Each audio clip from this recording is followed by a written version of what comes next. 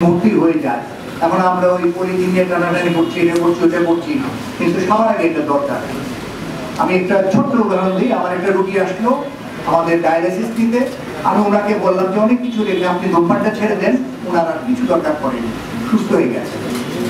Second যে কথাটা বলছি, ধূমপান বন্ধর জন্য দায়ী হচ্ছে স্বরাষ্ট্র উপদেষ্টা।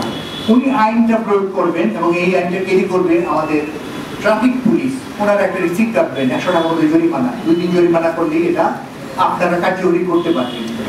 আবার আমি একটা পিকচার দিলাম, এটা এক্সিকিউশন কিভাবে হবে এটা আমাদের সবার। সেকেন্ড যে জিনিসটা আমি বলছি সেটা হলো, স্যার বলেছে প্যারামেডিক ট্রেনিং।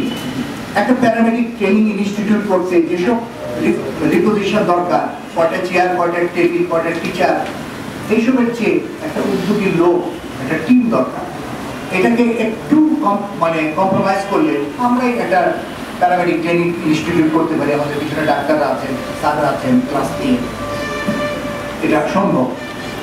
সর্বোপরি আমি যেটা মনে করি, আমরা যে মোবাইল ক্লিনিক চিকিৎসা ব্যবস্থাটা হারিয়ে ফেলেছি, সেটা যদি আমরা করতে না পারি, অ্যাটলিস্ট এই অফিসের একটা কম্পিউটার নিয়ে অনলাইনে একটা ওয়েবসাইট করে আমরা আপনাদের ডেটা নিতে পারি। কার কি ওষুধ আছে আপলোড করেন, আমরা আপনাকে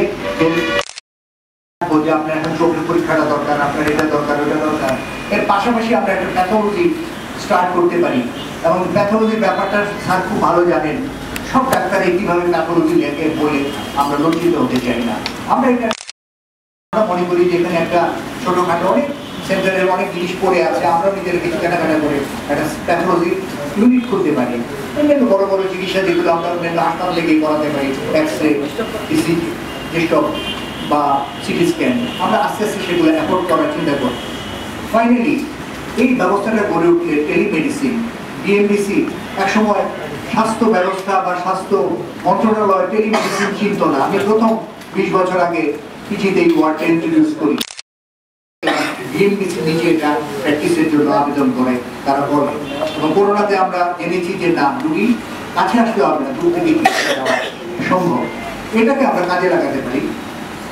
ফাইনালি আমি যেটা বলবো, এই যে মাঝখানে এত মারা গেল, এত কিছু মা বাবারা লাশ খুঁজে বেরিয়েছে, আমরা একটা ওয়েবসাইট করতে পারি। আমরা প্রত্যেকটা মল থানা থেকে সেই ওয়েবসাইটে এভরিডে আমরা রাত 10টায় হোক, 12টায় হোক, একটা টাইমে আপলোড দিতে পারি যে আজকে এই আছে, এবং যে কেউ তার যাকে নিকট তাকে খুঁজে পাবে। এবং আমার মনে হয় এর চেয়ে বড় পরিষেবা হতে পারে না। এটার জন্য একটু বুদ্ধিবৃত্তি দরকার, একটা ওয়েবসাইট মেনটেন এন্ড আদার্স।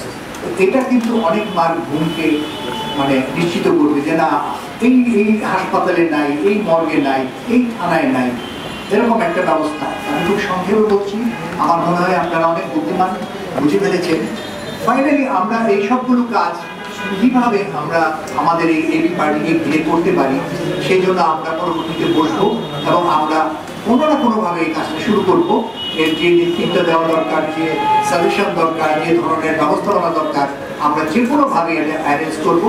আপনারা এই সেবা নতুন করে পাবেন। ধন্যবাদ।